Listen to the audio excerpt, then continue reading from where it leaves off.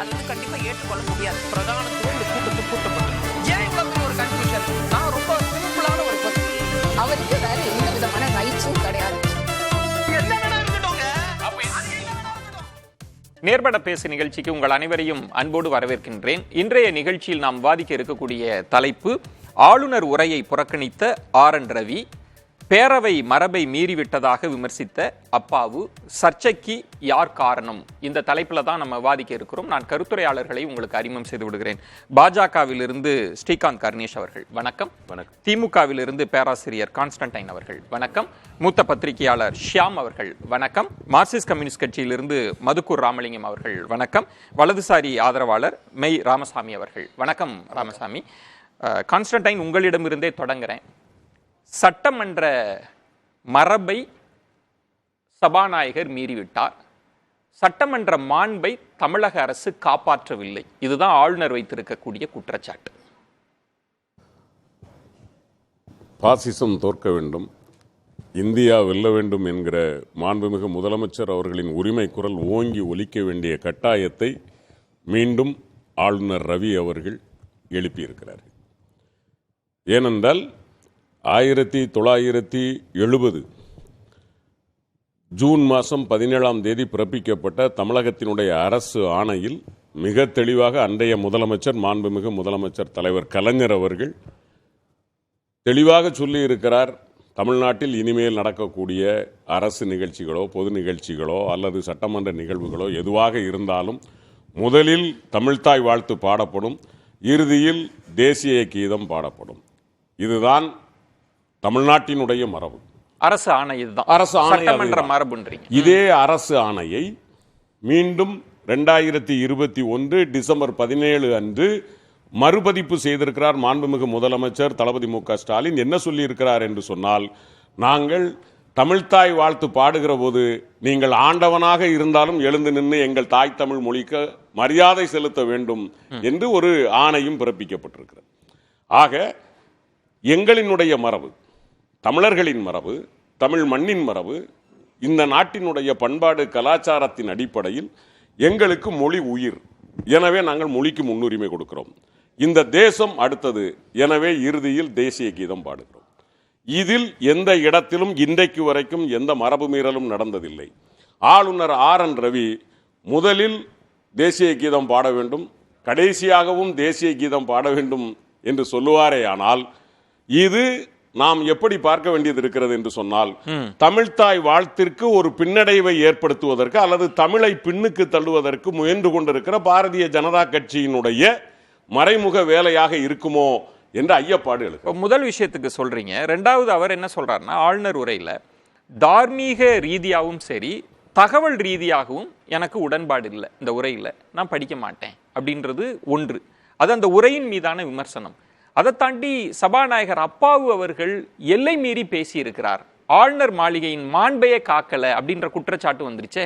இப்ப நீங்க முதல்ல சொல்ற ரெண்டு விஷயம், ரெண்டு பேச வேண்டியது. உரை வந்து சபாநாயகர் முதல்ல உரையில் இருக்கக்கூடிய அதுல அவர் என்ன சொல்றாரு, இதில் நான் ஏற்றுக்கொள்ள முடியாத உண்மைகளுக்கு அப்பான விஷயங்கள் இருக்கிறது அப்படின்னு சொல்றாரு அவருடைய இதுல. அதுக்கு யார் பொறுப்பேற்பா? அந்த அறிக்கை யாரோட அறிக்கை? அதாவது நீங்களும் படித்தவங்க, நானும் படித்தவன்.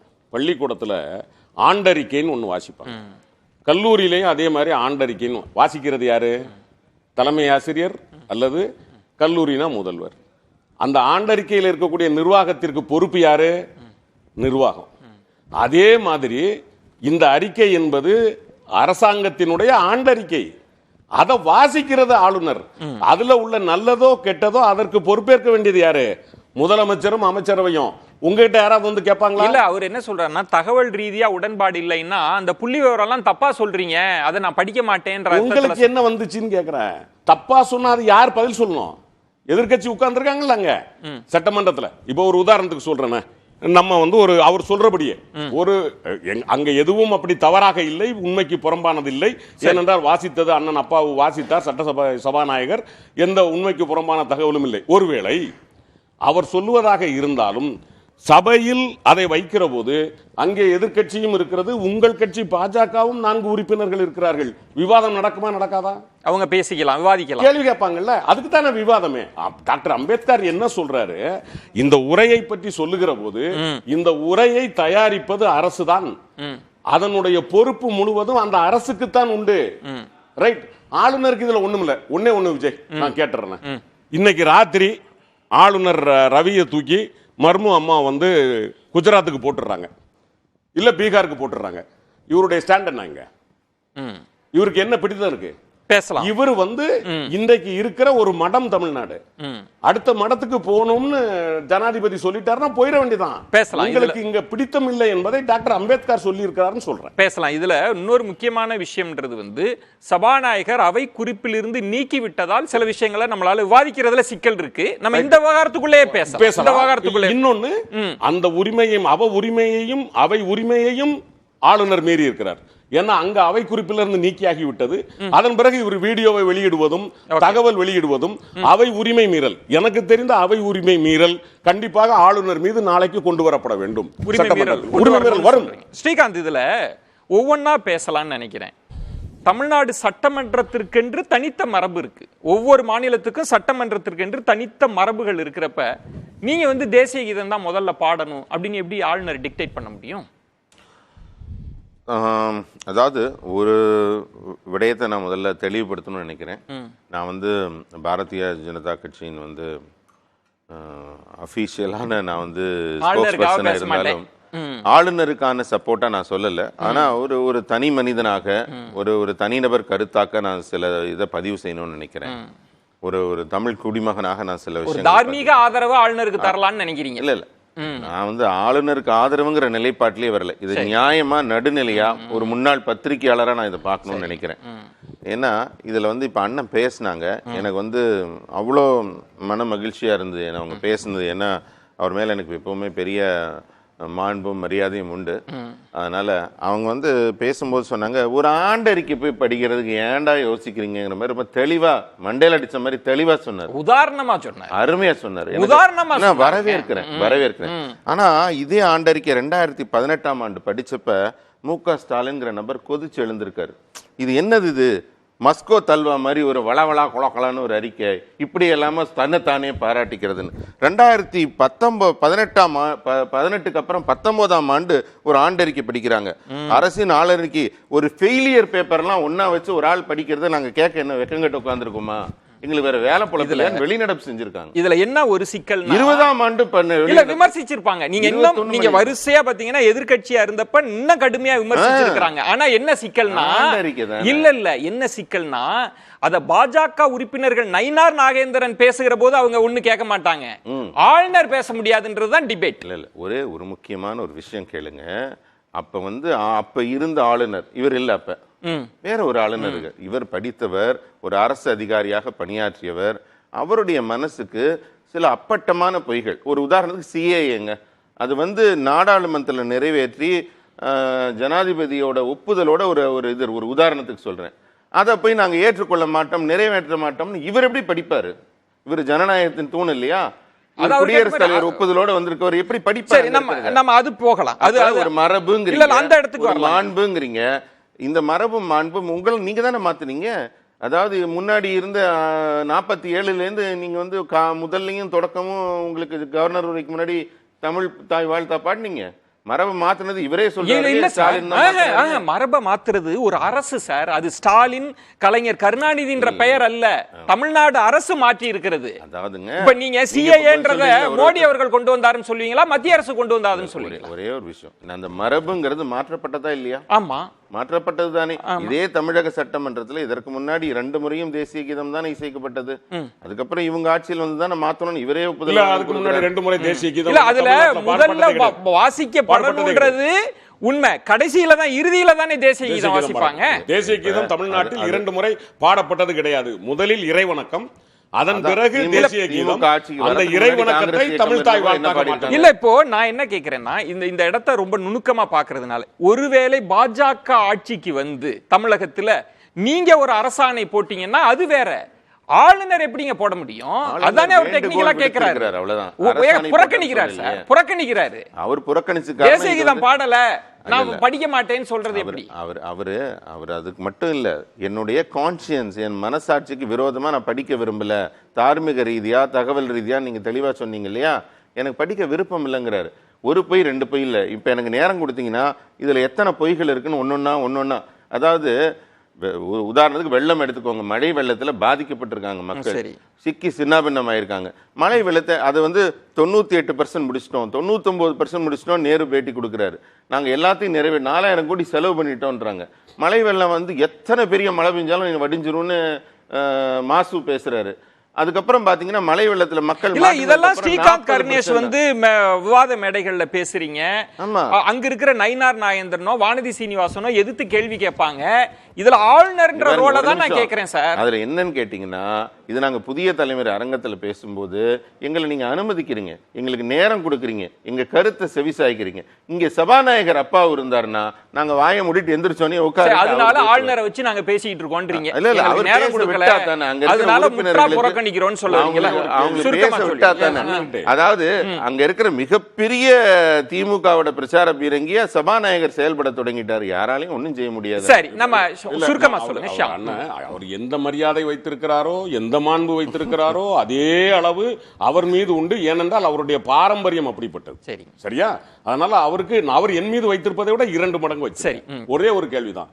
நாங்க சொன்னோம்ல மஸ்கத் அல்வான்னு, அதுக்கு பதில் ஆளுநர் சொன்னாரா எடப்பாடி சொன்னாரா? அங்க வச்சோம்ல விமர்சனம், இது ஒண்ணுமில்லாத குப்பை தாழ்பூனு. அதுக்கு பதில் இவரு ஆளுநர் வச்சாரா எடப்பாடி பழனிசாமி வச்சாரா? ஒரே வரியில பதில் சொன்னீங்கன்னா நான் கடந்துருவேன். இல்ல அவர் சொல்றது காரணம் ஒரு நிகழ்வும் ஒரு மாதிரி நடக்கிறது. அப்ப யார் எது பேசணும்ன்றது அப்ப இந்த ஆர்.என். ரவி அவர்கள் அங்க கவர்னரா இல்லையே, வேற கவர்னர்ல இருந்தார். அந்த சிக்கலே அங்க வரல. நம்ம தொடர்ந்து தமிழ்நாடு சட்டமன்ற நடவடிக்கைகளை பார்க்கிறோம். ஒவ்வொரு சட்டமன்றத்திற்கென்று ஒரு மரபு இருக்குல்ல. இது சிக்கலின் தொடக்க புள்ளியா எதை பாக்குறது? ஏன்னா இப்ப பாஜக தரப்புல இருந்து என்ன விமர்சனம்னா, சபாநாயகர் மாண்பை காப்பாத்தல, மரபை காப்பாத்தல, ஆளுநர் மாளிகையின் மாண்பே சிதைத்து விட்டார்கள் என்ற விமர்சனமும் இந்த சைட்ல இருந்து இருக்குல்ல. இந்த சிக்கலின் தொடக்க புள்ளி எங்க விஷயம்? சபாநாயகர் ஆளுநர் மீதான அந்த விமர்சனம் தவறு என்பதுதான் என் கருத்து. அது முதலிலேயே நான் பதிவு செய்து விடுகிறேன். ஆனால் இங்கு நாம் கவனிக்க வேண்டியது எது என்றால், state anthem versus national anthem. இந்த ஸ்டேட் ஆந்தம்னா மாநில கீதம்னு நீங்க மொழிபெயர்க்கலாம், நேஷனல் ஆந்தம் தேசிய கீதம். ஸ்டேட் ஆந்தம் என்னோட கல்லூரி நாட்கள், அதாவது 1967 செகண்ட் இயர் படிக்கும் போது அண்ணா காலத்துல அந்த கடவுள் வாழ்த்துக்கு பதிலாக, கான்ஸ்டன்டைன் சொன்ன மாதிரி கடவுள் வாழ்த்துக்கு பதிலாக ஒரு மாநில கீதம் வைக்கலான்னு ப்ரொபோசல் வரும்போது பல கீதங்கள் பரிசீலனைக்கு எடுத்துக்கொள்ளப்படுகின்றன. நீராறும் கடல் கொடுத்த கடைசியில் வாழ்வினில் செம்மையை காப்பவள் நீ, இந்த 2 கீதத்துக்குள்ள அது நிக்குது. நீராறும் கடல் கொடுத்த அண்ணாவுக்கு பிடிச்சிருக்கு, அதுக்கான ஒரு கமிட்டி போடுறாங்க. முடிவு வர்றதுக்குள்ள அண்ணா மறைந்து விட்டார். 70 கலைஞராட்சி வரும்போது நீராறும் கடல் கொடுத்த அந்த பாட்டை தேர்வு செய்யும் போது, ஆரியம் போல் உலக வழக்கு ஒளிந்து என்கிற வார்த்தை இருப்பது வேண்டாம், அது ஒரு வாழ்த்துல ஒளிந்துங்கிற வார்த்தை வேண்டாம் சொல்லி தமிழ்தாய் வாழ்த்துல இருந்து அந்த வரியவே எடுத்தாச்சு. எடுத்துட்டு தான் சீரழிவை திறம் அந்த கடைசி வரியாக அது வருது. அந்த அளவுக்கு அப்போது பெருந்தன்மை காட்டப்பட்டிருக்கிறது. இதை முதல்ல நம்ம புரிஞ்சுக்கிடணும். இப்போது வெளியிட்டுள்ள இந்த அரசாணை இது எப்படி வந்துச்சுன்னா, தேசிய கீதத்தை வாய்விட்டு தான் படிக்கணும், இசைத்தட்டு ஒலிக்க கூடாதுன்னு ஒரு வழக்கு தமிழ்நாடு உயர் நீதிமன்றத்துக்கு வரும்போது, அந்த வழக்கின் தீர்ப்புல ஆமா தேசிய கீத இசைத்தட்டு ஒலிக்க கூடாது, எல்லாரும் எழுந்திருச்சு நிக்கணும் என்று சொல்லும் போது மீண்டும் ஒரு முறை இந்த அரசாணை புதிதாக பிறப்பிக்கப்பட்டது. இப்போ பிற மாநிலங்கள் 76 ஆந்திரா, இப்படி வரிசையா எல்லா மாநிலங்களையும் எடுத்தா கடைசியாக மகாராஷ்டிரா அன்அபிஷியலா ஒரு ஆந்தம் வச்சிருக்காங்க. ஆனா இப்போ ஏக்நாத் ஷிண்டே அரசு வந்த பிறகு மராத்தி மொழி பாடல், அதே ஆந்தம் தான் மராத்தி மொழி பாடல், அது அபிஷியல் சாங். அதை சட்டமன்ற நிகழ்வுகளின் போதும் பிற நிகழ்வுகளின் போதும் பின்பற்றணும். இப்படியான பல மாநிலங்கள். அங்க யாரும் கோரிக்கை வைக்கலையா? அங்கேயும் ஃபர்ஸ்ட் தேசிய கீதம் தான் வாசிக்கணும் அப்படின்லாம் கோரிக்கை வைக்கலையா? நம்ம ரவிசாரை அங்க டிரான்ஸ்பர் பண்ணிட்டு வச்சிருவாரு. மராத்தி பாடல் வேண்டான்னு மட்டும் அங்க சொல்லி பார்க்கட்டும், என்ன கதி ஆகுங்கிறத நீங்க உங்க யூகத்துக்கே நான் அதை விட்டுறேன். ஒரே ஒரு பக்கத்து மாநிலம் பாண்டிச்சேரி, 2 மாநிலத்தையும் தமிழ் தானே பேசுறோம். நீராறும் கடல் கொடுத்தா அங்க இருக்கா? கிடையாது. அங்க இருக்கிற பாடல் வந்து வேறு. வாழ்வினில் செம்மையை செய்பவள் நீயே பாரதிதாசன் பாடல், அதுவும் சட்டமன்றத்துல ஒலிக்குது. தமிழிசை அவர்களும் அதுக்கு எழுந்து நிக்கிறாங்க. நான் வரும்போதும் போகும்போது நீங்க வந்து தேசிய கீதம் தான் பாடணும்னு யாருமே சொல்லல. இப்படி எல்லா மாநிலங்களும் மொத்தம் 11-12 மாநிலங்கள்ல இது இருக்கு. நம்ம ஆளுநர் தேசிய கீதம் ஒலிக்கணும்னு விரும்பினாருன்னா அவர் கோவா போலாம், ஹரியானா போலாம், கேரளா போலாம், யூபி போலாம். பேசாம வாலண்டரி டிரான்ஸ்பர் வாங்கிட்டு அங்க போனா சந்தோஷமா 2 பாடலும் வந்து தேசிய கீதம் ஒலிக்கும். இல்ல ஷியாம், இதுல ஒரு பாயிண்ட் நம்ம பார்க்கிறப்ப தமிழ்தாய் வாழ்த்து தேசிய கீதம், அதை தாண்டி அவர் இன்னும் நிறைய காரணங்கள் சொல்றாருல. அதுதானே இப்ப ஸ்ரீகாந்த் காரணி சொல்றது வந்து நிறைய தகவல் பிழை இருக்கு, தகவல் ரீதியாகவும் தார்மீக ரீதியாகவும் எனக்கு உடன்பாடு இல்லை அப்படின்னு சொல்லி அதையும் சேர்த்து கூடுதலா இருக்குல்ல. அந்த பகுதியை எப்படி பாக்குறீங்க? அப்படி ஒரு ஆளுநர் செய்ய முடியுமா? இப்ப கான்ஸ்டன்டைன் கேட்கறது, அதுக்கு எதிர்க்கட்சி தலைவர்கள் இருக்காங்க, பாரதிய ஜனதா சட்டமன்ற உறுப்பினர்கள் இருக்கிறாங்க, இவருக்கு என்ன ரோல்னு கேட்கிறப்ப அவருக்கு அந்த கடமையே இல்லையா? ஆளுநர் வந்து கான்ஸ்டிடியூஷன் கீப்பரா, கான்சைன்ஸ் கீப்பரா? நம்ம ராமசாமி எப்படி அதை தெளிவா சொல்ல முடியும்? அவர் வந்து கான்ஸ்டிடியூஷன் கீப்பர் தான், கான்சியன்ஸ் கீப்பரா இல்ல. என்ன காரணம்னா, நீங்களே பதில சொல்லிட்டு தெளிவா சொல்லுங்கன்றீங்களே, ஆப்ஷனை ராமசாமி கொடுத்துட்டீங்களே. ராமசாமி சட்ட நுணுக்கங்கள் நிறைய சொல்லுவாரு அப்படிங்கிறதுக்காக சரி சரி சரி, அது இப்போ பிராக்டிசிங் லாயர் நிறைய இடத்துல அவரோட ஆர்குமெண்ட்ஸ் நான் பாக்குறேன். அதனால அவருக்கு அந்த பணியை கொடுக்குறேன். எதுக்காக இது சொல்ல வரேன்னா, அரசு உரை எதுவோ அதை கமா புஸ்டா மாத்தாம வாசிக்க வேண்டியது ஒண்ணுதான் அவருக்கு வழி. 2-3 சந்தர்ப்பங்கள்ல சில ஆளுநர்கள் தமிழ்நாட்டிலேயே முதல் பகுதியும் கடைசி பகுதியும் வாசிச்சு உரை வாசித்த பொருள் கொண்டிருக்காங்க. உடம்பு சரியில்லைங்கிற காரணம் சொல்லியிருக்காங்க. இதை தாண்டி வேறு உதாரணங்களே கிடையாது. அப்போ இந்த ஆளுநர் என்னுடைய மனசாட்சி உறுத்துகிறது என்று சொன்னால் சிம்பிள், தமிழ்நாட்டை விட்டு வெளியில போயிட வேண்டியதானே? எதுக்கு நம்ம செலவுல அங்க உட்கார்ந்து இருக்கணும்? எதுக்கு நம்ம செலவுல டீ குடிக்கணும்? எதுக்கு நம்ம செலவுல வந்து IAS அகாடமி மாதிரி நடத்தணும்? எதுக்கா செய்யணும்? நம்ம கொடுக்கிற சம்பளம், நம்ம வேலைக்காரங்க. அவரு தமிழ்நாட்டின் வேலைக்காரன். அவர் செய்ய வேண்டியது என்ன? தமிழ்நாட்டின் நலனுக்காக பாடுபட வேண்டியது, தமிழ்நாட்டுக்கு பணம் வேணும்னா கேட்க வேண்டியது. சபாநாயகர் அப்பாவை அதைத்தான் சொல்றாரு. ஆனா அப்பாவை சொன்னது அந்த இடத்துல கொஞ்சம் வரம்பு மீறல் நான் ஃபீல் பண்ணேன். அப்புறம் அவை குறிப்புல இருந்து நீக்கிட்டாங்க, சரியா போச்சு. ஆனால் இந்த ஆளுநர் தான் வந்து ஆள வந்தவன் நினைக்கிறார் இல்லையா, அந்த இடம் தவறான இடம். மிகப்பெரிய அளவுக்கு தமிழர்கள் கொய்த்து எழ வேண்டிய இடம். ராமசாமி, இப்போ ஷியாம் வந்து ஒரு விவாதத்தை ஒரு புள்ளியில நிறுத்தினார்ல, அரசியலமைப்பு சட்டத்தின்படி ஆளுநர் நடக்க போறாரா, அவர் உள்ளுணர்வு சொல்லுகிறபடி நடக்க போறாரா? ஏன்னா அவர் சொல்றாரு எனக்கு தார்மீக ரீதியாக எனக்கு உடன்பாடு இல்லை அப்படின்னா, அவர் தார்மீகமா எதை வேண்டுமானாலும் கடைபிடிக்கலாம், அவருக்குன்னு கைட் புக் இருக்குல்ல, அதை தான் ஷியாம் கேட்கிறார். நீங்க ஒட்டுமொத்தமா தேசிய கீதத்திலிருந்து அவர் சொன்னதிலிருந்து வந்தீங்கன்னா சரியா இருக்கும். பாரத மண்ணு தமிழர்களுக்கும் முதற்கண் வணக்கம். தெளிவாக ஷாம் அவர்கள் வந்து தெளிவாக சொன்னாங்க. நான் கான்ஸ்டியூஷனுக்கே டைரக்டா வந்தாரு. நம்ம 2 பார்ட் பார்க்கணும். எல்லாரும் கான்ஸ்டியூஷனை பார்க்கும்போது ஆளுநர் வந்து எப்பவுமே aid and advice of the council of மினிஸ்டர்ஸ்லயே ஆக்ட் பண்ணணும் அப்படின்னு எப்பவுமே பேசிட்டு இருக்காங்க. ஆனா இங்க கவர்னரோட ஸ்பெஷல் அட்ரஸ் அப்படின்றது ஆர்டிகல் 176ல வருது. ஆர்டிகல் 176ல அதோட கண்டென்ட்ஸ் என்ன அப்படின்னு ஸ்பெசிபிக்கா இருக்கு. ஆர்டிகல் 176 பார்த்தோம்னா அதுல செகண்ட் லாஸ்ட் லைன்ல இருந்து ஆரம்பிக்கும் போது ஆளுநர் வந்து என்ன படிக்கணும் அப்படின்றதுக்கு inform the legislature of the causes of it summons அப்படின்னு. அதற்கு அர்த்தம் என்ன அப்படின்னு நம்ம பார்க்கும்போது நம்ம ஆங்கிலத்துல ஒரு அர்த்தம் என்னன்றதை பார்த்துருவோம். அதற்கப்புறம் நம்ம கான்ஸ்டிடியூஷன் அசம்பிளி டிபேட்ஸ்ல அதை டிபேட் பண்ணி எந்த அர்த்தத்துல அதை அக்செப்ட் பண்ணிக்கிட்டாங்க அப்படின்றத நம்ம பார்ப்போம். ஸோ வெறும் நம்ம ஜென்ரலா அண்டர்ஸ்டாண்ட் பண்ணிக்கிறது என்ன அப்படின்னா, நம்ம இன்ஃபர்மேஷன் கொடுக்கணும், அதாவது ஒரு இதை பத்தின ஒரு செய்தியை கொடுக்கணும். அந்த செய்தி வந்து என்ன சமன்ஸ் இருந்ததோ அதை பத்தி நோட்டீஸை பத்தி மட்டும் அப்படின்னு. நீங்க அது வந்து அப்படிதான் ஒரே ஒரு கான்ஸ்டிடியூஷன் எக்ஸ்பிளனேஷன் நான் அந்த ஒரு இதை மட்டும் முடிச்சிருக்கேன். கேள்வியோட கூடுதல் விளக்கம் சரிவா தர முடியுன்றதுக்காக நீங்க ரொம்ப அருமையா கான்ஸ்டிடியூஷனல் அந்த டிபேட்டை சொன்னதுனால நான் சொல்றேன். ஆளுநர் எப்படி தேர்வு செய்யப்பட வேண்டும், குடியரசுத் தலைவர் எப்படி தேர்வு செய்யப்பட வேண்டும் அப்படின்லாம் விவாதம் வந்தபோது யாருக்கு அதிகாரம் இருக்கணும் அப்படின்ற போதெல்லாம் அம்பேத்கர் சொல்றார், நீங்க அதை பத்திலாம் யோசிக்காதீங்க, அமைச்சரவையின் முடிவுக்கு கட்டுப்பட்டவர் தானே ஆளுநர், அதுக்காக அவருக்கு பெரிய அதிகாரம் இருப்பதெல்லாம் நினைச்சுக்காதீங்க, அவர் அமைச்சரவைக்கு கட்டுப்பட்டவர். இது அரசியலமைப்பு நிர்ணய சபை விவாதத்துல இருக்கு. அதை தானே ஷியாம் அவர்கள் சொல்றாங்க. நீ என்ன புதுசா சொல்ல வரீங்க?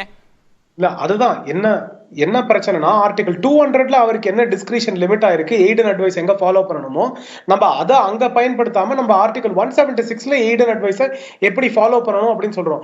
ஆர்டிகல் 176ல இருக்க அந்த எய்ட் அண்ட் அட்வைஸை எப்படி ஃபாலோ பண்ணணும் அப்படின்றதையும் டிபேட் பண்ணிருக்காங்க. ப்ரொஃபசர் கேடி ஷா அவர்கள் சரமாரியா கேள்வி வச்சுக்கிட்டே வராங்க, அவங்க அமெண்ட்மெண்ட்ஸும் ப்ரப்போஸ் பண்ணிக்கிட்டே வராங்க. அதுல அம்பேத்கர் அவர்கள் கிளாரிஃபை பண்றாங்க, ஆளுநர் அவர்கள் பேசும்போது ஒரு அரசின் ரெப்ரசன்டேட்டிவா அவங்க அங்க பேசல, அவங்க ஸ்டேட்டோட ரெப்ரசன்டேட்டிவா பேசுறாங்க. அப்ப ஸ்டேட்டோட ரெப்ரசன்டேட்டிவ் அப்படின்ற போது மக்கள் சம்பந்தமான விஷயங்கள் அனைத்தையும் பேசுவார் அப்படின்னு. நான் இப்போ இந்த ஆளுநரோட ஃபேக்சுவலா ஒரு பொசிஷன் அந்த கம்பேரிசன் எடுத்துருவோம். நம்ம ஆளுநர் வந்து இன்னைக்கு தவறான விஷயங்கள் இருந்தா கூட அந்த ஸ்டேட்மெண்ட்ல அது அரசியல் சார்ந்த விஷயங்களா இருந்தா கூட அதை அவங்க ஸ்டேட் பண்ணி தான் ஆகணும். அந்த கேள்வியே ஆனா அதற்கு கவுண்டரா வைக்க வேண்டியது எதிர்கட்சியோட பொறுப்பு, அதுல மாற்றுக்கிறது கிடையாது. ஆனா அந்த சமன்ஸ் அப்படின்னு நம்ம ஒரு வார்த்தை படிச்சோம், காசஸ் ஆஃப் இட் சமன்ஸ்னு. அப்ப இந்த அமர்வு எதற்காக வந்திருக்கிறது, இந்த அமர்வில் எதை விஷயமா நம்ம வந்து தீர்மானங்கள் ஏற்ற முடியும், எதை விவாதம் செய்ய முடியும் அப்படின்ற ஒரு கேள்வி இருக்கு. அப்ப மத்திய அரசு சார்ந்த விஷயங்கள் சென்ட்ரல் லிஸ்ட்ல இருக்கு. எளிமையா பேசலாம், சென்ட்ரல் லிஸ்ட் ஸ்டேட் ரொம்ப கனமான வார்த்தைகள்லாம் போடாம ரொம்ப தெளிவா நான் கேட்கிறேன். உங்களுக்கு நீங்க எனக்கு அதுக்கு விளக்கம் கொடுங்க. ஒரு ஆளுநர் உரை தயாரிக்கப்பட்டு ஆளுநருக்கு அனுப்பப்படுது, அரசு அனுப்புது, அவர் சில விளக்கங்கள் கோரலாம், அதுக்கு ஒரு பதில் கொடுக்குது, அதுக்கப்புறம் அவர் ஒப்புதல் கொடுத்து நடக்குது. அதெல்லாம் எல்லாம் முடிஞ்ச பிறகு நான் வந்துட்டு நான் படிக்க மாட்டேன் அப்படின்றது எப்படி இருக்கும்? இதுக்கு முன்னாடி அந்த ப்ராசஸ் இருக்குல்ல, அதெல்லாம் இல்லாம நடந்திருக்கா? உங்களோட கேள்விக்கு வரேன். அதுக்கு முன்னாடி நான் கான்ஸ்டிடியூஷன்ல டிபேட்ஸ்லயும் என்ன இருந்ததுன்றத முடிச்சுட்டு நான் இதுக்கு வரேன். சோ மன்னிக்கணும், நான் அதை முடிச்சுட்டு தான் டெஃபினட்டா வருவேன். ஆர்டிகல் 176 திரும்பி காஸ்ட் ஆஃப் இட் சமன்ஸ் அப்படின்னு படிக்கும் போது அது ஏற்கனவே உயர் நீதிமன்றங்கள் தீர்ப்பு வழங்கியிருக்கு. வெஸ்ட் பெங்கால் நீதிமன்றம், உயர் நீதிமன்றம் சையத் அப்துல் மன்சூர் ஹபீபுல்லா அவரோட வழக்குல அவர் அப்போ உறுப்பினரா இருக்காரு. அங்க ஆளுநரோட விவாதத்தை சொல்ல வரீங்கன்னு கேக்குறேன், கம்ப்ளீட் பண்ண விடல. என்ன இதன் மூலம் சொல்ல வருவது தேசிய கீதம் தான் முதல்ல பாடலாம் அப்படின்னு சொல்லக்கூடிய அதிகாரம் ஆளுநருக்கு இருக்குன்னு சொல்ல வரீங்களா? ஆளுநரோட ஸ்டேட்மென்ட்க்கு வரேன், அதுக்கப்புறம் நான் நேஷனல் ஆந்தம்க்கு வரேன். ஆளுநரோட ஸ்டேட்மெண்ட் வந்து எக்ஸாக்ட்டா இவங்க கொடுத்ததுதான் இருக்கணும்னு அவசியம் இல்லை. ஒண்ணு அப்படி அதுல வந்து இருக்கிற கண்டென்ட்ஸ் அக்செப்டபிளா இல்லைன்னா கூட அப்போசிஷன் அதை கேள்வி கேட்கலாம், ஆளுநர் படிக்கலாம் அப்படின்றது ரெண்டு.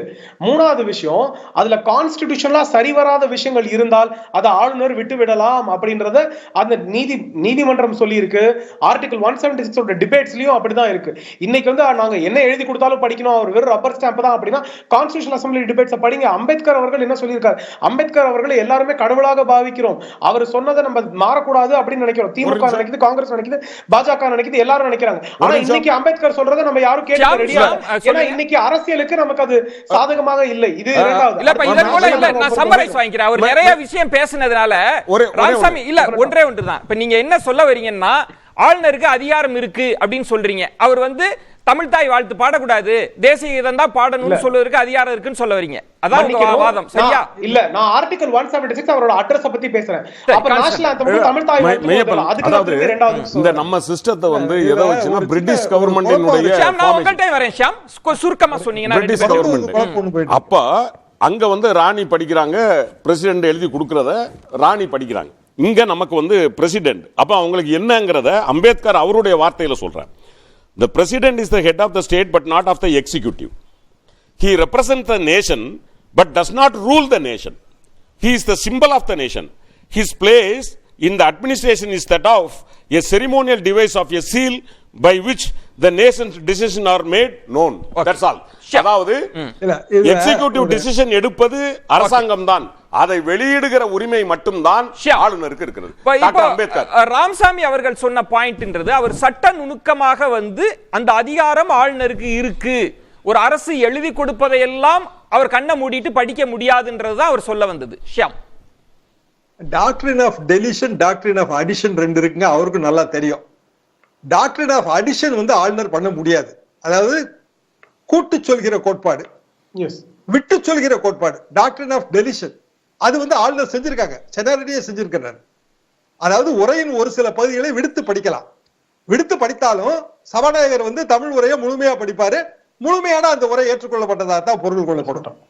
கான்ஸ்டன்டைன் சொன்னதுல என்னன்னா ரெயின் அண்ட் ரூல், அதாவது ராணி வந்து she reigns. Okay. whereas prime minister of England வந்து he rules. அதாவது ஆட்சி செய்வதற்கும் அரசாட்சி செய்வதற்குமான வித்தியாசம். ஆளுநரின் பெயரால் ஆட்சி நடக்கிறது, முதலமைச்சர் அரசாட்சி செய்கிறார். இவ்வளவுதாங்க இதுல பாயிண்டே, இவ்வளவுதான். மதுக்கூர் ராமலிங்கம் இப்ப இதுக்கு ஒரே ஒரு நிமிஷம், நான் இன்னும் ஒரே ஒரு நிமிஷம் அண்ணன் மதுக்கூர் அவர்களுக்கு போறதுக்கு முன்னாடி நீங்க தேசிய கீதமும் தமிழ் தாய் வாழ்த்துக்கும் நான் சுருக்கமாவே முடிச்சிடுறேன். எந்த ஒரு வித்தியாசமும் இல்லை. ஆளுநர் கோர்றது தமிழ் தாய் வாழ்த்தை பாடுங்க, நேஷனல் ஆந்தம் பாடுங்க, அதற்கப்புறம் ஆளுநரோட உரை இருக்கட்டும், அதற்கப்புறம் நீங்க நேஷனல் ஆந்தம் வச்சுக்கோங்க, அதுக்கப்புறம் நான் கிளம்புறேன். ஏன் ஹோம் மினிஸ்ட்ரியோட சர்க்குலர் இருக்கு, புரோட்டோகால் இருக்கு, பர்ஃபார்மன்ஸ்க்கு. நம்ம ஹிஸ்டாரிக்கலா தமிழ்நாட்டுல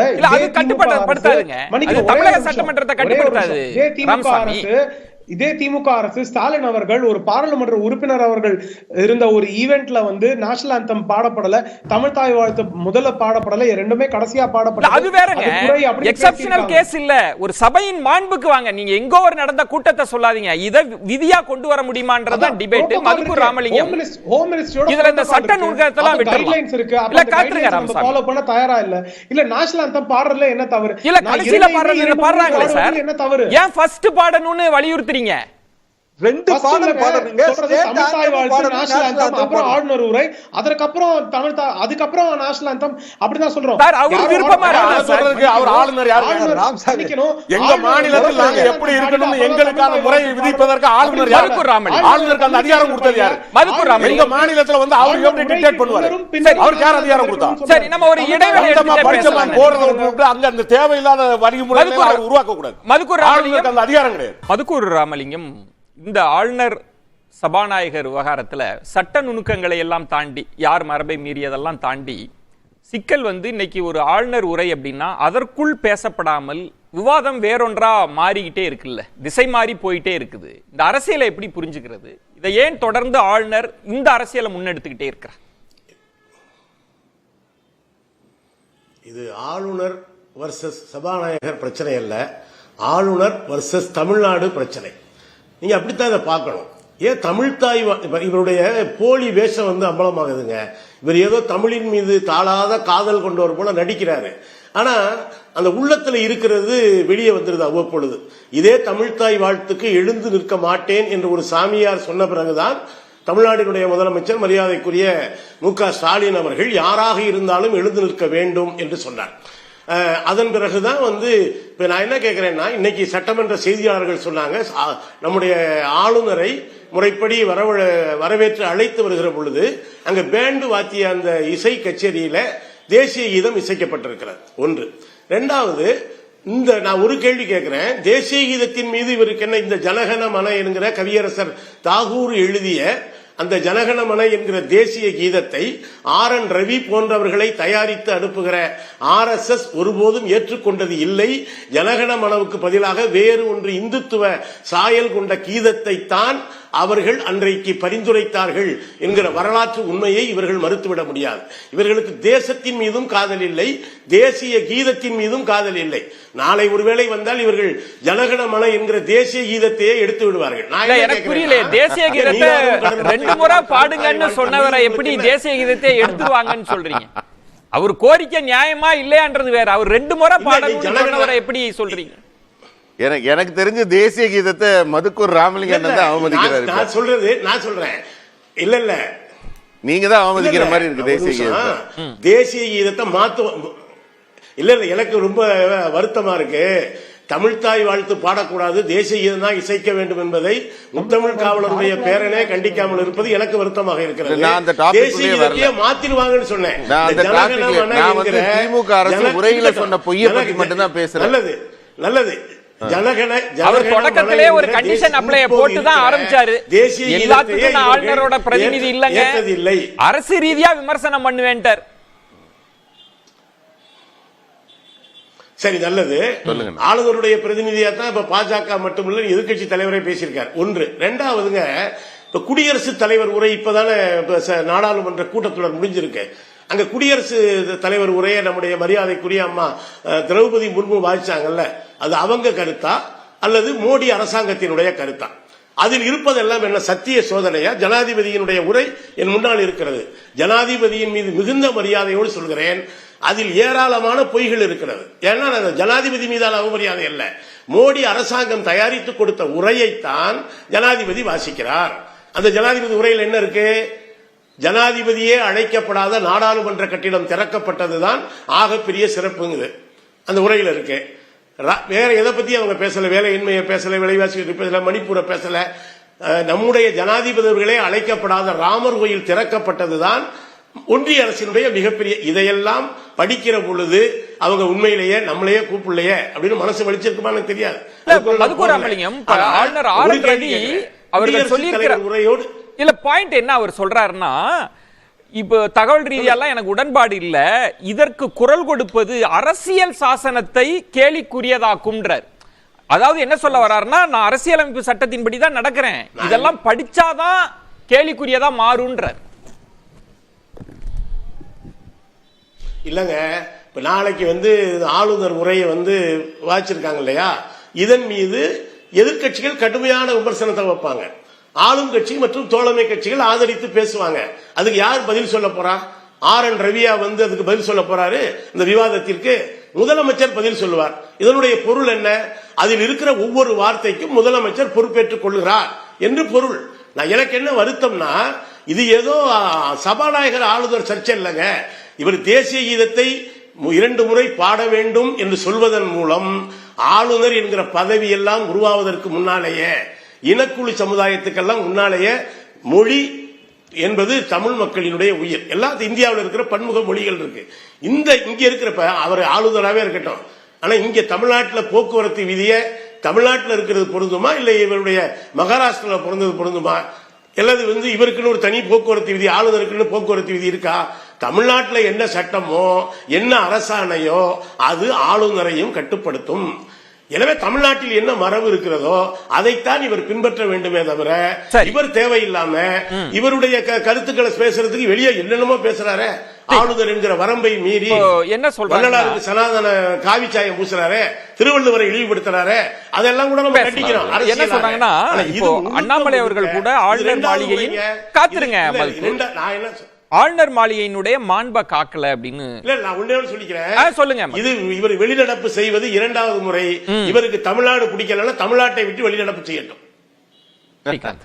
அதாவது நான் நீங்க ஏதோ கேட்டீங்க என்கிட்ட. இல்ல அந்த இடம் தான். இப்போ அண்ணாமலை அவர்கள் கூட ஆளுநர் மாளிகையின் மாண்பு காக்கப்படலன்றாங்க. ஆனா என்ன சொல்றாங்கன்னா, பல மாநிலங்கள் மாதிரி ஆளுநரை புறக்கணிச்சுட்டுலாம் நாங்க படிக்கல, அவர் வேண்டுமானால் அவர் வராம இருந்திருக்கலாம், ஆனால் நான் படிக்க மாட்டேன்னு செய்வது இந்த அவைக்கு மாண்பை கெடுப்பதுன்றாங்க. அதான் கொஞ்சம் முன்னாடி கான்ஸ்டன்டைன் அண்ணா ரொம்ப தெளிவா ஒரு இது படிச்சாங்க. அதாவது நம்மளுடைய குடியரசுத் தலைவர் பத்தி ஒரு இது படிச்சாங்க. He or she is the representative of the nation. He or she is the symbol of our nation. அது குடியரசுத் தலைவருக்குன்னா மாநிலத்துக்கு representative of the state, symbol of the state. That honor is not given in the assembly. என்ன honour கொடுக்கல? அவரை மதிக்கவே இல்லைங்க கொஞ்சம் கூட. இன்னைக்கு இல்ல, தொடர்ந்து அவர் அவமரியாதை செய்யப்பட்டு கொண்டே என்ன பண்றாங்க? முதல் விஷயம், பேண்ட் வாத்தியம் முழங்க அவர் அழைச்சிட்டு வராங்க. உள்ள வரப்ப வெளியில போய் எந்திரிச்சு நிப்பாங்களா இல்லையா? முதல் விஷயம் வெளிநடப்பு செய்யறாருங்க. ஏதா வேணா இருக்கட்டும், அவர் உள்ள வர்றாரு போறாருன்னா அது இன்னைக்கு இல்ல, வெளியில போயான்னு சொன்னவங்க தானே இவங்க. போயா வெளியிலன்னு கை காட்டினவர் தான் வெளியில போயிட்டு இருப்பாங்க. வெளியில போல உள்ள போயிருக்காரு, உள்ள போறாரு. அதனால எதுக்காக இது சொல்ல வரேன்னா, அவர் தொடர்ந்து அவமானப்படுத்தப்பட்டார். கவர்னர் 2 முறை வரல. நான் ஒரே ஒரு விஷயம் சொல்றேன், அவர் கான்சியன்ஸோட அவர் சில தவறுகள், அதாவது உதாரணத்துக்கு பாத்தீங்கன்னா, உலக முதலீட்டாளர்கள் இதுல உன்னதமான இடத்தை பெற்றிருக்கிறது தமிழகம். உலக முதலீட்டாளர்ல சாதனை பண்ணியிருக்கோம், 6.6 லட்சம் கோடி வாங்கியிருக்கோங்கிறாங்க. அதில் நீங்க பாத்தீங்கன்னா யூபி எவ்வளவு வாங்கியிருக்கு தெரியுங்களா? 33 லட்சம் வாங்கியிருக்கு. அதே குஜராத் எவ்வளவு வாங்கியிருக்கு தெரியுங்களா? 26 லட்சம் வாங்கியிருக்கு. கர்நாடகம் பக்கத்தில் இருக்கு 10 லட்சத்துக்கு மேல வாங்கியிருக்கு. நீங்க என்ன இந்தியாவில் முதலிடம்ங்கிறது? அதை எப்படி ஒரு பொய்யை சொல்லுவாரு கவர்னர்? உலகத்தில் நம்ம இந்தியாலே முதலிடத்தில் இருக்கிறது உலக முதலீட்டு. அதெல்லாம் ஆளுநரோட. அது ஏன் அவர் சொல்ற? ஒரு குடியரசுத் தலைவர் நீங்க 25 கோடி மக்களை வறுமை கோட்டில் இருந்து நாங்க மீட்டுட்டோம்னு சொல்றீங்க. குடியரசுத் தலைவர் இல்லங்க 25 கோடி எல்லாம் இல்லங்க 10 கோடி தாங்க, நான் படிக்க மாட்டேன்னு சொன்னா ஸ்ரீகாந்த் வரவேற்பார். குடியரசுத் தலைவர் அதிகாரத்தோட செயல்பட்டு இருக்காரு. அந்த மாதிரி குடியரசுத் தலைவர் வாசித்த உரையில என்ன அந்த மாதிரி ஃபிகரேட்டிவா என்ன தவறு நான் உங்களுக்கு பட்டியலே தரேன். அது நீங்க பேசுங்க, யாரும் மறுக்க மாட்டாங்க. அந்த மாதிரி இல்லீங்க, அந்த மாதிரி இல்ல. பாயிண்ட் என்னன்னா, ஆளுநர் அதை செய்ய கூடாது. 20,000 கோடி இழப்பு இருக்குங்கறாங்க. எங்க இருக்கு? முதல்ல நீங்க வாய் புளிச்சது மாங்காய் புளிச்சதுன்னு பேசாம தெளிவா சொல்லுங்க. 20,000 கோடி நிதி இழப்பு எங்க ஏற்பட்டது?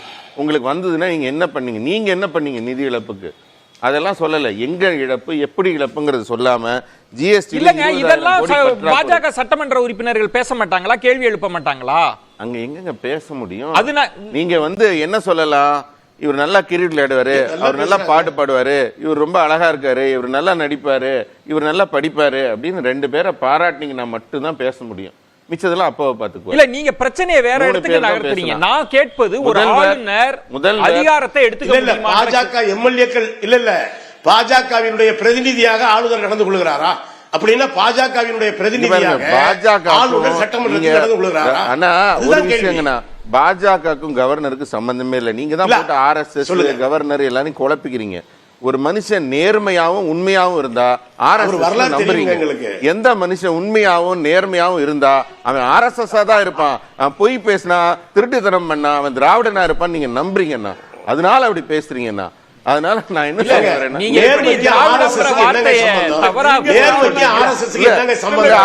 அவர் எதுக்கா நான் திராவிடன் இல்லை, நான் திராவிடன் இல்லை, நான் தமிழன். விளக்கம் கொடுத்தவர் உங்க தாத்தா. மறந்துடாதீங்க. அண்ணாமலை அவர்களே ஏன் நாங்க திராவிடர் இல்லையான்னு கேட்டாப்லயே ஒரு பேட்டியில.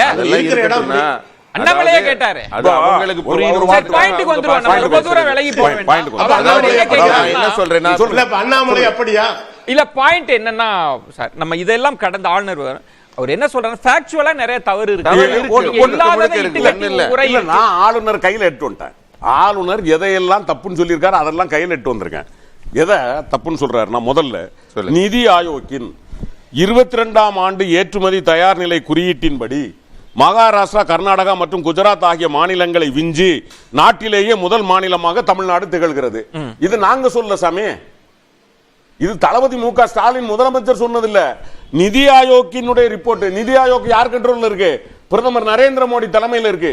அது அவங்க சொல்றாங்க 2022ல நீங்க ஏற்றுமதியில முதல் மாநிலமாக இருக்கிறீங்கன்னு. பாராட்டி இருக்காங்களா இல்லையா? பாராட்டி இருக்காங்களா இல்லையா? ஒண்ணு.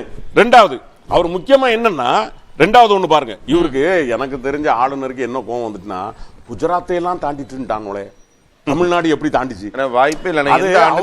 நான் பேசி முடிச்சிடறேன். அதாவது அவருக்கு கோவம் அங்க வந்துட்டு, குஜராத்தை தாண்டி தமிழ்நாடு நம்ம கெடுத்துறணும்னு நினைக்கிறோம், இவங்க முன்னேறானோங்கிற கோபம் ஒண்ணு. ரெண்டாவது, ஆளுநரை பத்தி பேசிட்டு ஒரு 7 பேர், அதாவது ஆளுநரை பத்தி பேசி இன்னொன்னு பாருங்க, ஆளுநருக்கு ஒரு மாண்பு.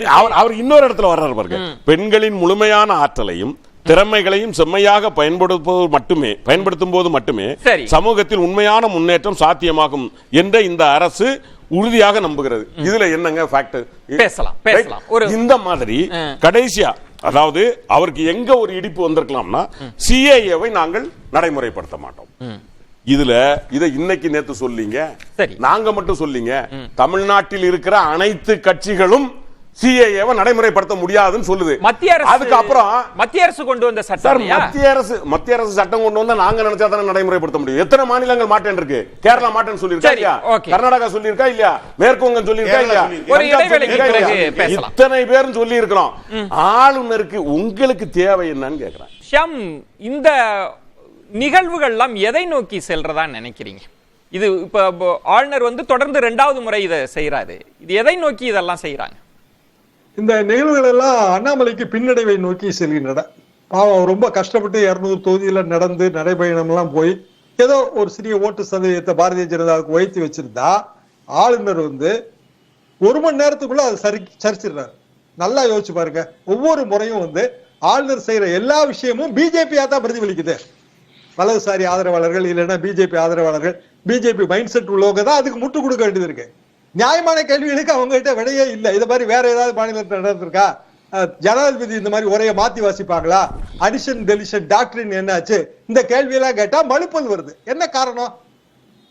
ஆளுநர் செஞ்சா பிஜேபி செய்யறதா மக்கள் நினைச்சுக்குவாங்க. எனவே பிஜேபிக்கு முட்டு கொடுக்கணும்னா ஆளுநருக்கு முட்டு கொடுக்கணும். யாருக்கு பாதிப்பு? அண்ணாமலைக்கு தான் பாதிப்பு.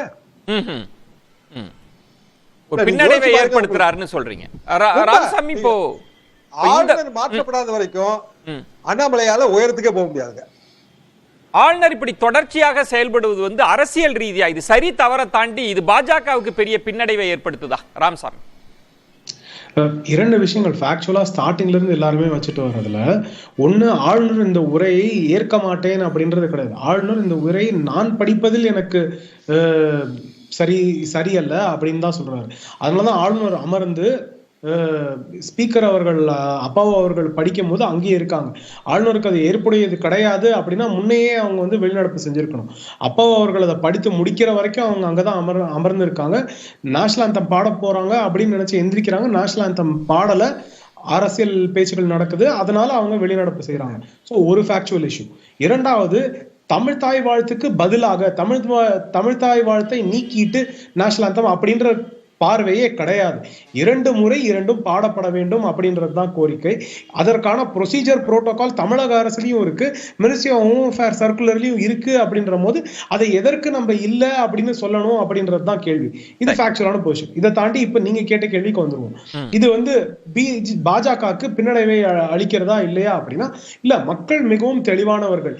நம்ம விவாதத்திற்காக அரசியலை சார்ந்தவர்கள் இல்லை, இது ஆளுநர் சொன்னா அது பாஜக சொன்னது அப்படின்னு நினைக்கிறத மக்கள் தெளிவா பாகுபடுத்தி பார்க்க முடியும். இவர் ஒரு ஃபார்மர் ஐபிஎஸ் ஆபீசர். இவர் மேல இவரோட இன்டெகிரிட்டியில யாரும் இன்னைக்கு கொஸ்டின் பண்ணது கிடையாது. இவர் கரப்ட் கிடையாது. இவரோட நாலேஜ் வந்து என்னன்னு தெரியும். இவர் பாஜக எப்படி தெரியும்? பழைய வரலாறு நிறைய இருக்கு. வித்தியாசம் தெரியும் மக்களுக்கு. மக்கள் உங்களுக்கு எப்படி தெரியும் செய்வதை அவர் செயல்பாடுகள் சர்ச்சையாக்கப்படலன்னு சொல்ல வரீங்களா? இல்ல, இவர் பல விஷயங்கள் நெட்ல இருக்கு. நீங்க தயவு செஞ்சு பாருங்க. சரி, எதுக்காக அங்க இருந்து தமிழ்நாட்டுக்கு சர்ச்சையாக்குகின்றன. மக்கள் வாக்களிக்க போகும்போது ஆளுநர் வேறு, அண்ணாமலை அவர்கள் வேறு அப்படின்றது அவங்களுக்கு தெரியும். அண்ணாமலை அவர்கள் பாஜகவின் சிந்தனையும் மக்களுக்கு தேவையும் எதிர்கட்சியாக டிஃபேக்டோ ரெண்டு வித்தியாசம் இருக்கு. டிஃபேக்டோ எதிர்கட்சி தலைவராக மக்களுக்கு என்னெல்லாம் தேவையோ இன்னைக்கு கேட்டுக்கிட்டு இருக்கிறது அண்ணாமலை தான் அப்படின்னு மக்களுக்கு தெரியும். அதற்கு ஏத்த மாதிரி வாக்களிப்பாங்க அப்படின்னு நம்ம பார்க்கலாம். இந்த சர்ச்சைகள்லாம் என்ன தாக்கத்தை ஏற்படுத்தும் மதுக்குறாமல்? இல்ல, ஒரு பக்கம் நீங்க எதிர்க்கட்சியையும் இந்த இடத்துல யோசிக்கணும். இது வந்து ஒரு பக்கம் கேரளாவும் தமிழ்நாடும் மக்கள் நலத்திட்டங்களை செயல்படுத்துவதில் போட்டி போடுகிறது. இன்னொரு பக்கம் கேரளா ஆளுநரும் தமிழ்நாடு ஆளுநரும் மக்களால் தேர்வு செய்யப்பட்ட அரசாங்கத்தை சீர்குலைப்பதில் போட்டி போடுகிறார். இது இவங்க 2 பேரும் மட்டும், RN ரவி அவர்கள் மட்டுமல்ல. இங்கே கேரளாவில் ஆரிஃப் முகமது கான் இருக்காரு, மேற்கு வங்கத்தில் ஒரு ஆளுநர் இருக்காரு, டெல்லியில ஒரு ஆளுநர் இருக்காரு, பஞ்சாப்ல ஒரு ஆளுநர் இருக்காரு. எதிர்க்கட்சி இருக்கக்கூடிய மாநிலங்களில் இருக்கக்கூடிய ஆளுநர்கள் எல்லாமே இப்படித்தான் செயல்படுகிறார்கள். ஆனா ஒரே ஒரு வித்தியாசம் என்னன்னா, இதே மாதிரிதான் ஆரிஃப் முகமது கான் கேரள சட்டமன்றத்தில் 2 வரியை படிச்சுட்டு உட்கார்ந்துட்டாரு, படிக்க மாட்டேன்னு சொன்னாரு. அவர் வெளியே போன பிறகு கேரள சட்டமன்ற எதிர்க்கட்சி தலைவர் எழுந்து ஆளுநர் நடந்து கொள்வது சரியல்ல என்று சொன்னார். ஆனா இங்கே நம்முடைய எங்களுக்கும் பாஜகவுக்கும் எந்த உறவும் இல்லை என்று சொல்லுகிற அதிமுகவை சேர்ந்த எதிர்க்கட்சி தலைவர் அண்ணன் எடப்பாடி பழனிசாமி என்ன சொல்றாரு? இது ஆளுநருக்கும் அரசாங்கத்துக்கும் இடையிலான பிரச்சனைங்கிறார். கேரள சட்டமன்றம் இது கேரளாவை அவமதிக்கிறதா சொல்றார். ஆனா இவர் என்ன சொல்ற, எனக்கு தெரியாதுங்க அப்படிங்கிறார். நான் என்ன கேட்கிறேன், நீங்க முதலமைச்சரா இருந்தவங்க, இந்த சட்டமன்றத்தை இன்னும் சொல்ல போனா எதிர்க்கட்சி தலைவருக்கு மிகுந்த மரியாதை உண்டு. ஆனா பட்டும் படாமலும் நீங்க ஏதோ ஒரு வகையில ஆளுநருக்கு முட்டு கொடுக்குறீங்கன்னா இது என்ன அர்த்தம்? நீங்க ஆளுநருக்காக இது ஒரு சட்டமன்ற மரபை மீறார், கூட்டாட்சி தன்மையை மீறார், அரசியல் சட்டத்தை மீறார். அப்படி ஒரு ஆளுநர் நடந்து கொள்கிற பொழுது நம்முடைய எதிர்க்கட்சி தலைவராக இருக்க, எதிர்க்கட்சி தலைவர் யாருன்னு ஒரு பெரிய விவாதம் நடந்தது, கடைசியா ஜெயிச்சிருக்காரு. அதுல இவர் கண்டித்திருக்க வேண்டாமா? அதிமுக ஆளுநரிடமிருந்து தன்னை தனித்து காட்டிக் கொண்டிருக்க வேண்டாமா? இப்பவும் நீங்க முட்டு கொடுக்குறீங்கன்னா நீங்கள் பாஜகவிடமிருந்து முற்றாக விலகிவிட்டீர்கள் என்று சொல்வதை தமிழ்நாட்டு மக்கள் எப்படி ஏற்றுக்கொள்வார்கள்? கடைசியா நான் சொல்றேன், RN ரவியுடைய இன்டெகிரிட்டி பத்தி எல்லாம் இவர் ஏற்கனவே இருந்த மாநிலத்திலிருந்து வருகிற செய்திகள் உணர்த்தும். கரப்டன்ங்கிறது எக்கனாமிக்கலி மட்டும் இல்லங்க, சித்தாந்த ரீதியாகவும் கரப்டானவர்கள். இதுதான் அதனுடைய பல்வேறு நடவடிக்கைகளிலே. இன்றைய நிகழ்வு அப்படின்றது சட்டமன்றத்தில் மட்டும் அதிர்வுகளை ஏற்படுத்தல, தமிழக அரசியல் களத்திலும் ஏற்படுத்தும் அப்படின்னு சொல்லி இருக்கிறீங்க. நம்ம பொறுத்திருந்து பார்க்கலாம். சிறப்பு விருந்தினர்களுக்கு நெஞ்சம் நிறைந்த நன்றி. ஒரு கடைசி வார்த்தை நான் சொல்லிடுறேன். சொல்லுங்க. அவர் அண்ணன் இப்ப சொன்னாரு, இது எதிர்க்கட்சியா வந்து திமுக எத்தனை முறை எதிர்த்திருக்கு நான் இப்ப முன்னாடி பட்டியல் போட்டேன். அவர் வந்து திரும்ப திரும்ப சொன்னது இதுல உண்மைகள் இல்லை அப்படிங்கறத வலிந்து சொன்னார் ஆளுநர். அதற்கான பார்வையை தான் இதை பார்க்கணும் என்பதை ஒன்றிய அரசு ஒத்துக்கொண்டிருக்கிறது. நன்றி. ஏற்றுக்கொள்ள முடியாது. பிரதான கூட்டத்தில்